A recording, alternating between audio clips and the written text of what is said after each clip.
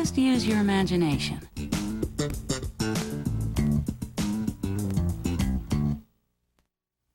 New at 6, carving out property for a convention center hotel. I'm Randy Neves. Portland city leaders have found the parcel they want in Northeast Portland, but what if the owner doesn't want to sell? Is so important that it does justify in condemnation if you can't work out an agreement. Find out what the city is offering and why the owner won't budge at 6 o'clock. Thank you, Randy. A secret society is hoping to lift spirits this holiday season by reminding people of some of the year's happiest moments.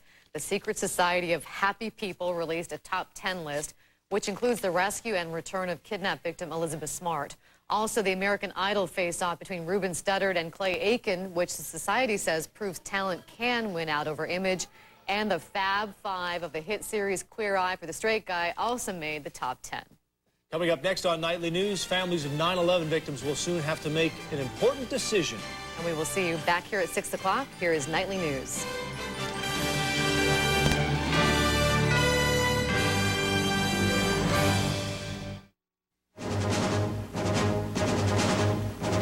The war on terror, two setbacks for the administration's legal strategy.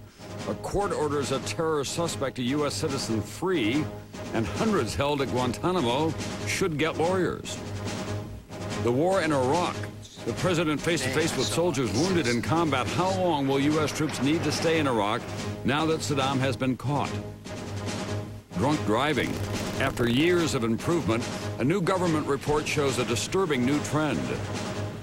And online pharmacies, an easy, affordable way to fill prescriptions, but beware, there can be serious side effects. From NBC News World Headquarters in New York, this is NBC Nightly News with Tom Brokaw. Good evening. In two separate cases today, federal courts ruled against the Bush administration's handling of terror suspects following 9/11. The first case has been controversial from the beginning. It involves an American citizen, Jose Padilla, accused of plotting to detonate a so-called dirty bomb. He was identified as an enemy combatant and locked away in a Navy brig. NBC's Pete Williams has more tonight. Today's ruling says the U.S. military has no legal authority to keep Jose Padilla in a Navy brig, where he's been held for 18 months without charges ever since the president declared him an enemy combatant. Andrew Patel, who fought for his release, called it an important victory. No leader in the Western world for hundreds of years has had the authority to just point to a citizen and throw him in a jail. An American citizen, Padilla was picked up at the Chicago airport accused of returning from al-Qaeda training camps with plans to attack the U.S., possibly even with a radioactive dirty bomb.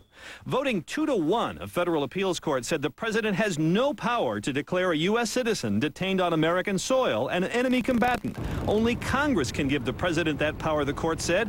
It ruled that the Afghanistan war resolution that Congress passed after 9/11 did not go that far. And the court said there's already a federal law that forbids detaining U.S. citizens without congressional authority, a law passed partly in reaction to the detention of Japanese Americans in World War II. Today's ruling is a big setback for the Bush administration, which had argued that the president's commander-in-chief powers gave him all the authority he needed. The president's most solemn obligation is protecting the American people. We believe the Second Circuit ruling is troubling and flawed. Justice Department officials say the government will immediately appeal and seek to prevent the release of Padilla, shown here in a 1991 court appearance. If he is let out, the FBI could simply arrest him and put him into the regular civilian court system. But an expert on military law says today's decision has broader significance.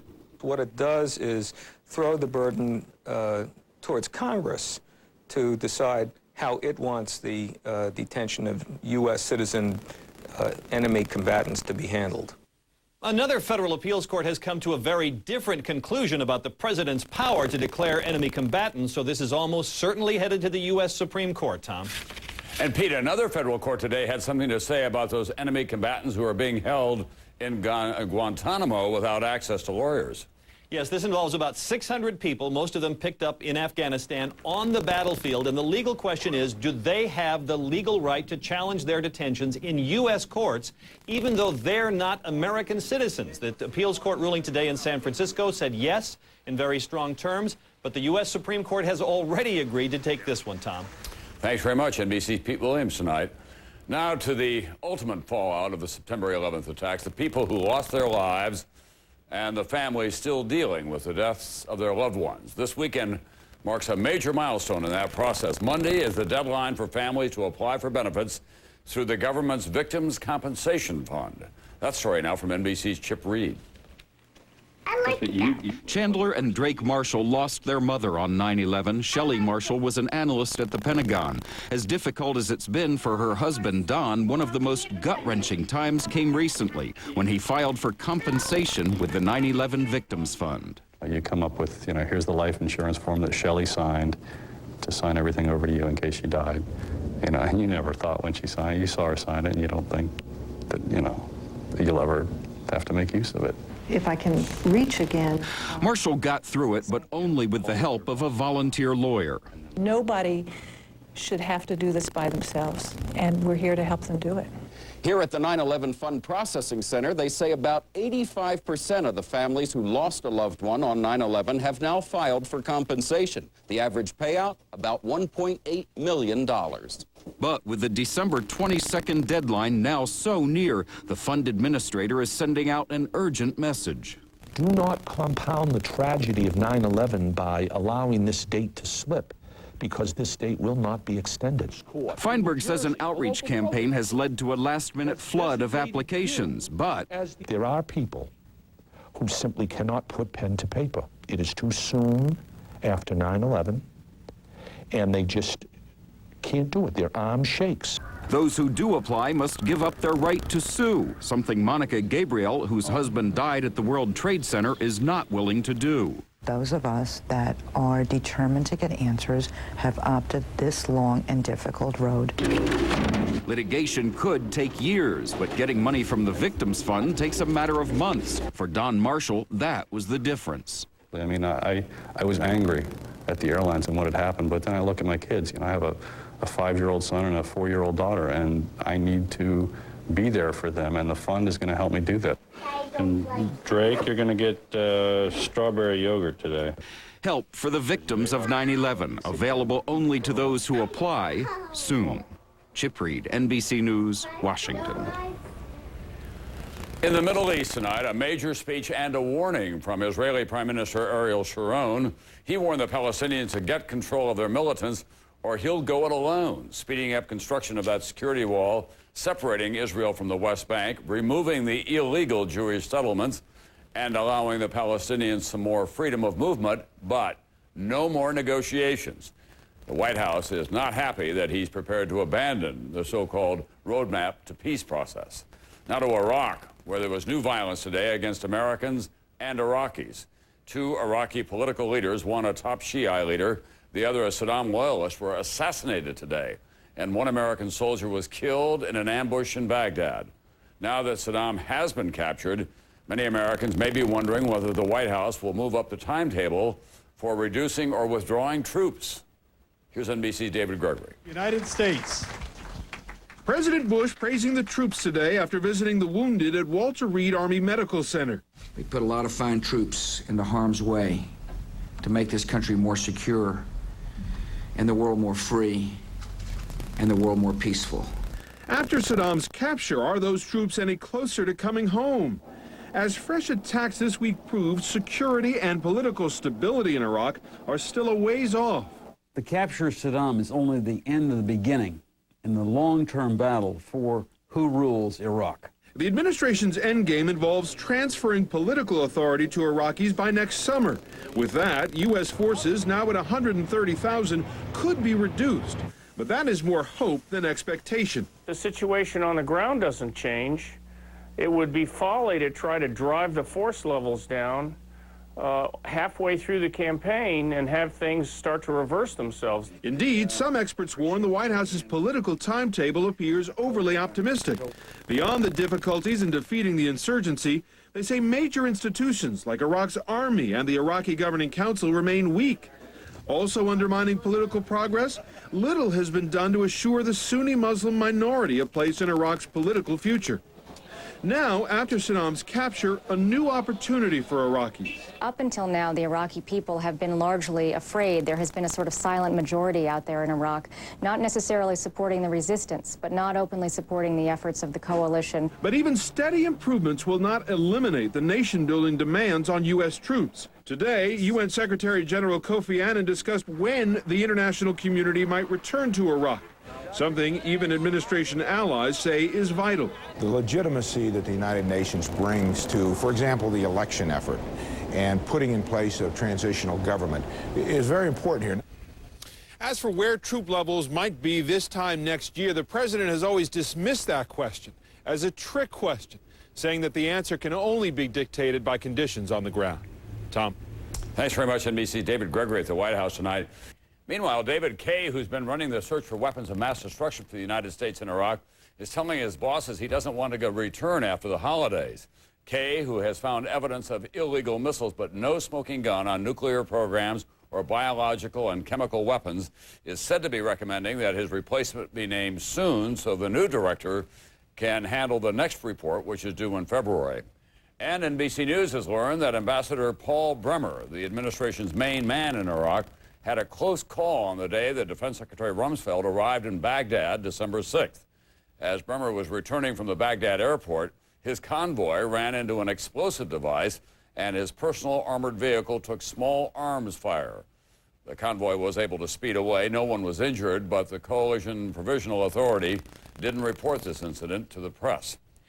Back in this country, a verdict for the teenager who claimed that he was brainwashed into his part in the sniper shootings that terrorized the Washington area last fall. As NBC's Fred Francis reports, a jury in Virginia didn't buy it. After 6 weeks of trial, it took the jury less than 13 hours to reject the insanity defense of Lee Boyd Malveau's lawyers, deciding he was the teenage triggerman that killed and terrorized the area of the nation's capital, finding him guilty of committing an act of terrorism for demanding money to stop the sniper attacks, and of killing a Virginia woman, Linda Franklin, as part of the shooting spree. Even though he was 17 at the time of the shootings, under Virginia law, the maximum penalty is death. Family members of the sniper victim said they were relieved. We are extremely pleased with the verdict, believe that justice has been served. Malveau's lawyers never denied his involvement in the sniper attacks. Instead, they argued he was legally insane, unable to tell right from wrong because of a mental disease of indoctrination. Abandoned by his mother and frequently beaten, they say, he latched onto John Muhammad, the other member of the sniper pair who brainwashed him. But prosecutors played the tapes of Malveau after his arrest, admitting to the shooting, saying, quote, "I intended to kill them all."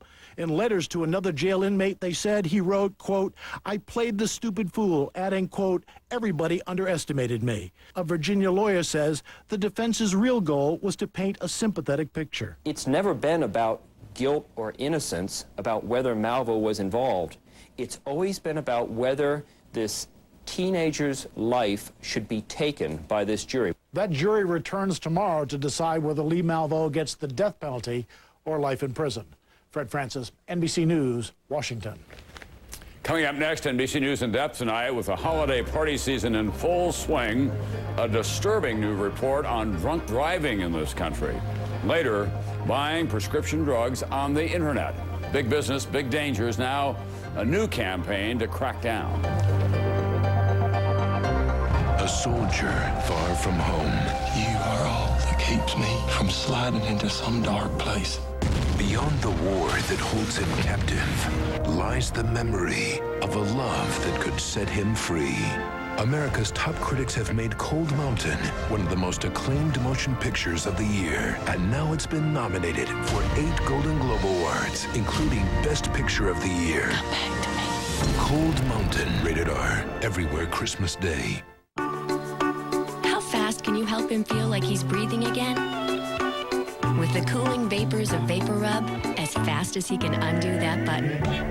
No cold pill or syrup can promise that.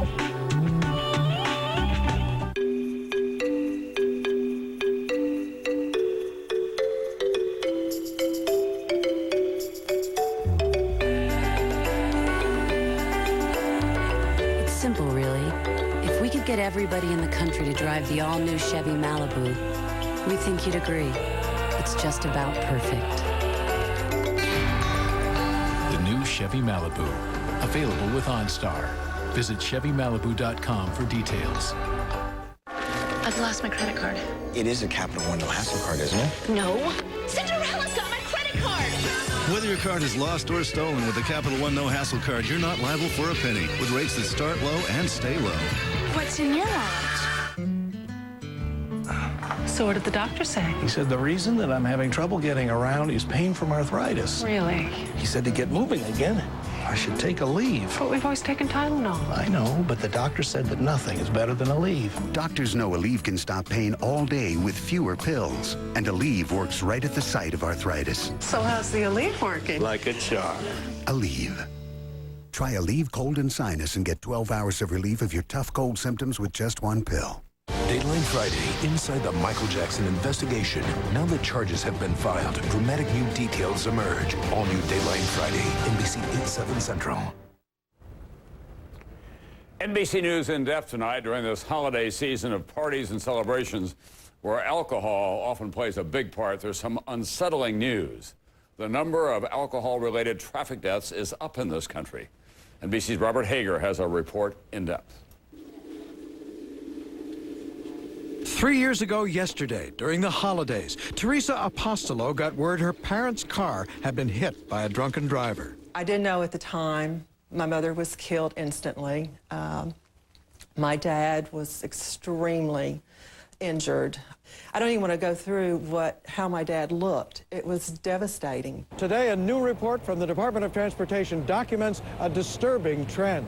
After 2 decades of steady improvement, fewer and fewer being killed by drunken drivers. That's all changed. Recently, there's been no improvement. In fact, it's getting a little worse.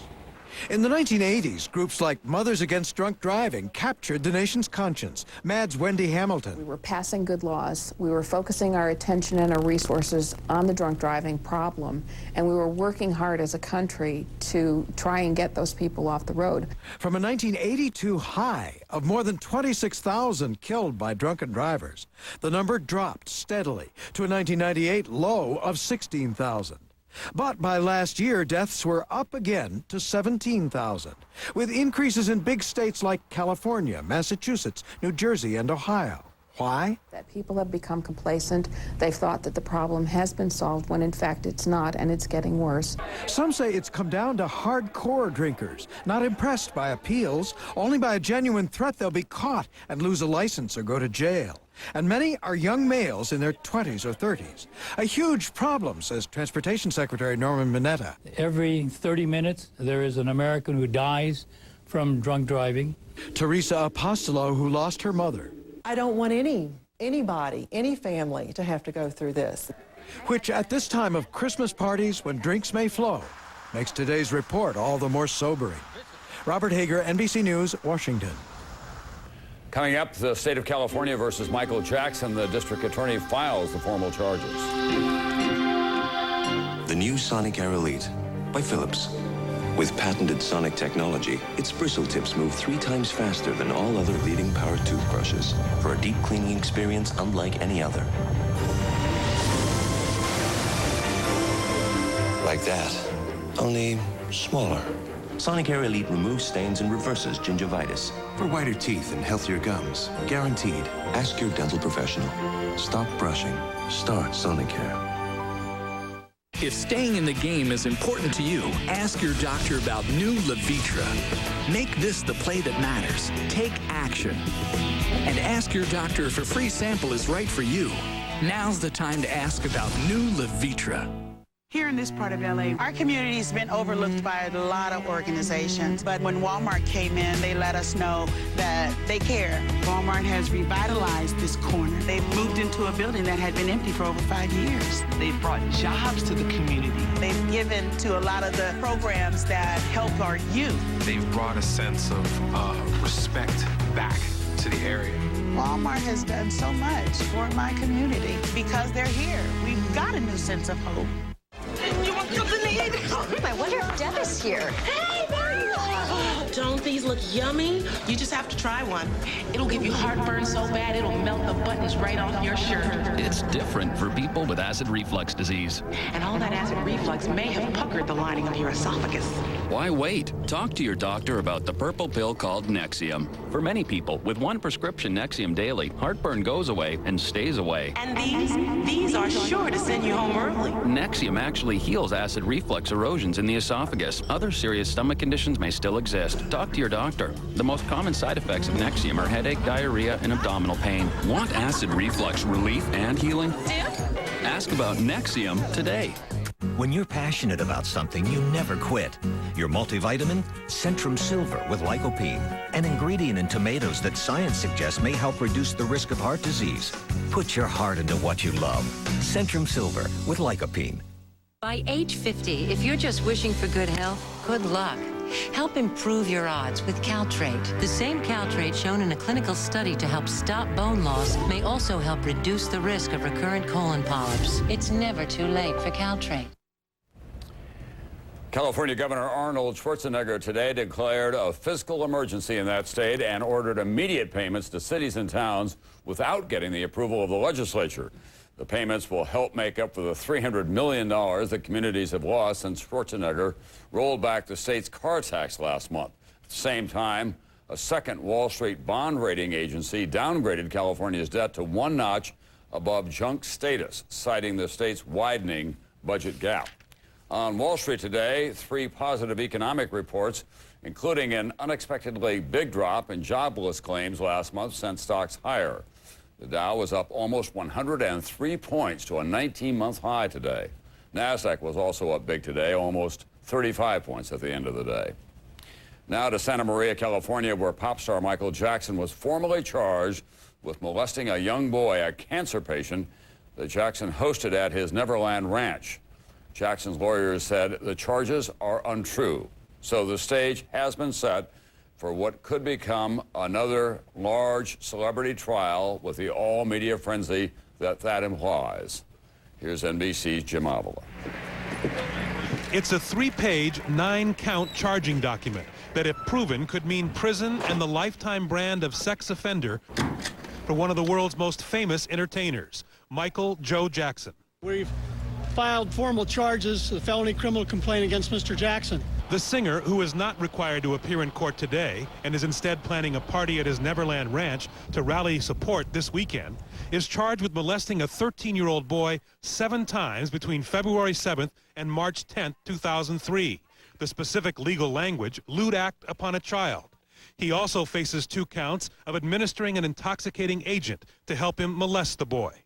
NBC News has learned from sources who have heard the boy's story firsthand. He contends Jackson gave him wine and pills before touching him inappropriately.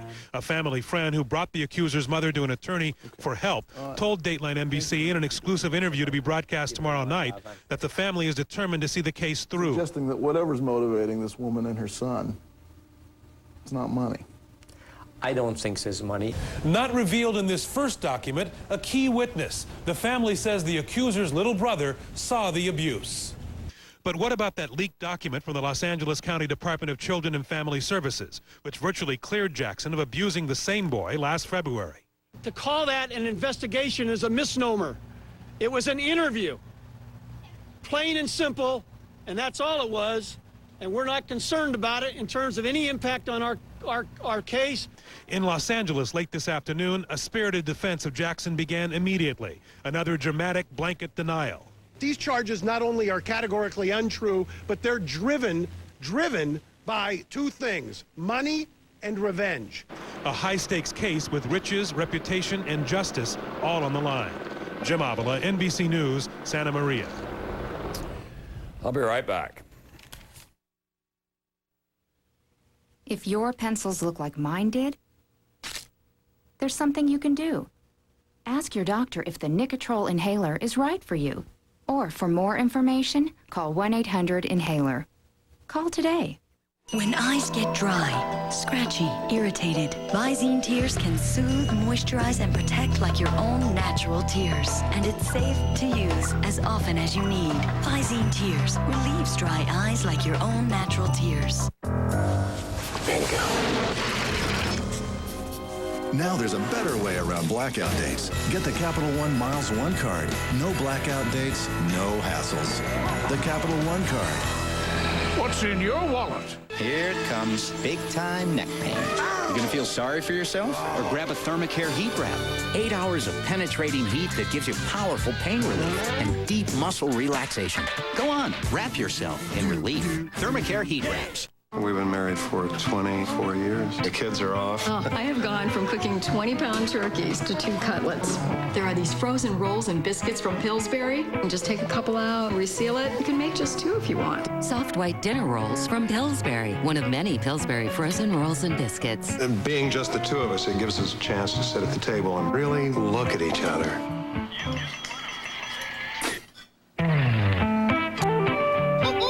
Make 2. Make more. The Braun Synchro cuts more efficiently because it's the first shaver with a 4-way moving head. And its automatic self-cleaning system leaves your shaver so clean it feels like new every day. Braun Synchro. We challenge you to find a better dry shaver. It's the JCPenney Last Big Saturday Sale. Saturday only, save 20 to 60% off great gifts store-wide, plus incredible doorbusters starting at 7 a.m. Or give JCPenney gift cards, the perfect last-minute gift. It's all inside. JCPenney. That cold's getting worse, Dad. My nose is running, head's all blocked up. I need my Alka-Seltzer Plus. I'll get your Alka-Seltzer Plus. Only Alka-Seltzer Plus has an effervescent cold-fighting formula to break up nasal congestion and release you from your worst cold symptoms fast. Feel better? I do. That's my line. Alka-Seltzer Plus breaks up your worst cold symptoms fast. And now, rush relief with new Alka-Seltzer Plus Ready Relief tabs. New at 6. In the end, we have the tool of eminent domain if we have to use it. The landowner wants more money or he won't sell the property. The city, meanwhile, is getting tired of negotiating and is thinking about getting tough. Tonight at 6 on News Channel 8, where the news comes first.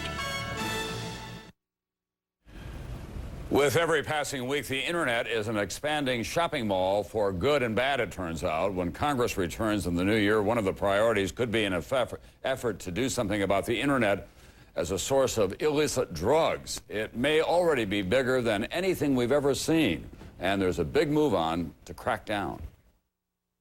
There are 500 billion documents available on the internet. There's no law.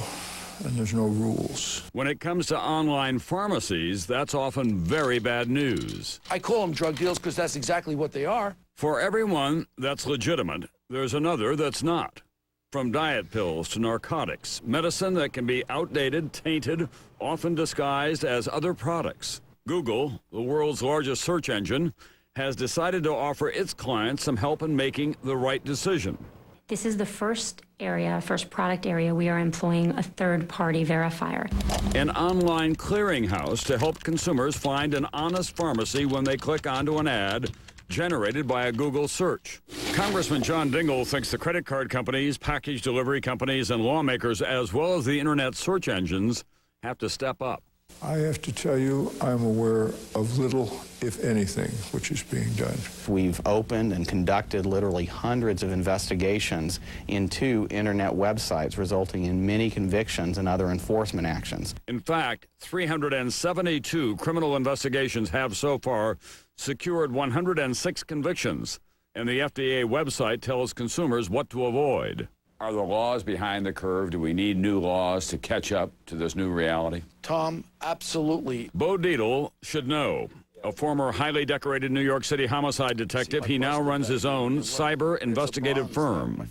The servers, AOL, Google, Yahoo, now all say that they're putting new systems in place. They're going to vet these websites, but will that really make any difference in your judgment? We did an investigation with 1,400 websites. We saw some of the credence. He discovered more than 350 pharmacies that didn't require prescriptions for narcotics, receiving 79 orders of dangerous drugs with no prescriptions.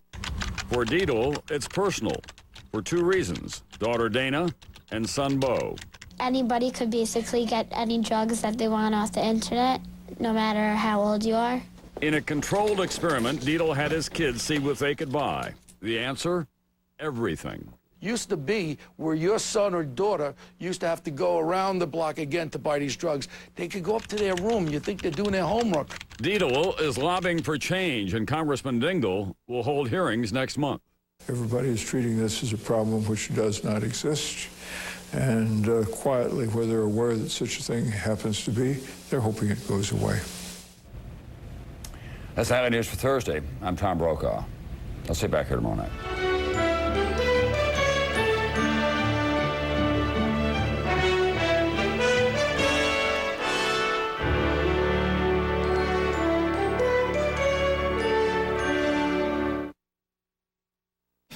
Shame on you, Gary Ridgway. May God have mercy on your pathetic soul, because the rest of us who know the truth about you won't. Family members lash out at the Green River serial killer, the man who murdered their loved ones. Tonight, hear what he has to say for himself. Also at 6, police investigate a deadly accident after a TriMet bus hits a pedestrian, backing up downtown traffic and traffic on the Sunset Highway for miles. Plus, the city of Portland wants to turn this entire block into a giant hotel for the convention center, but the owner of the land won't budge. I'm Randy Neves. Possible condemnation. New at 6 o'clock. From KGW, where the news comes first. This is Northwest News Channel 8 at 6. hello, I'm Laurel Porter, and tonight for Tracy. And I'm Joe Donlin. Anger, tears, and even curses today inside a Seattle courtroom where Green River killer Gary Ridgway was sentenced for the murders of 48 women.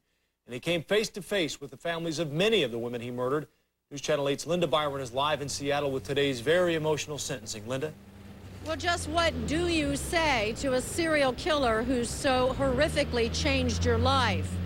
The grieving families who spoke in court today were at no loss for words.